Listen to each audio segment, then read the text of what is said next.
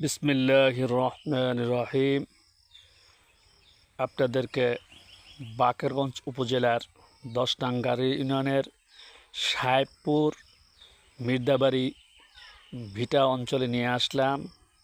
এখানে রবি শস্যের চাষ, আমাদের অঞ্চলের মাটিতেও চীনাবাদাম ভালো ফলন হয়।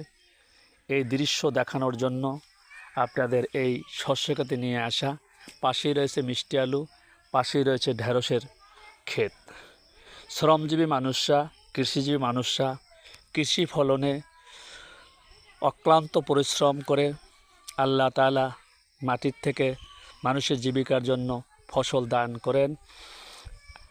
তাই কৃষিজীবী মানুষ, শ্রমজীবী মানুষদের উৎস প্রদানের জন্য আমাদের বাকেরগঞ্জ অঞ্চলের মাটিতেও ভালো চীনাবাদাম এবং মিষ্টি আলু এবং ঢেঁড়স, এরপরে অন্যান্য রবি শস্য ভালো ফলন ফলে তারই ধারাভাষ্য বর্ণনায় আপনাদেরকে নিয়ে আসলাম এখানে।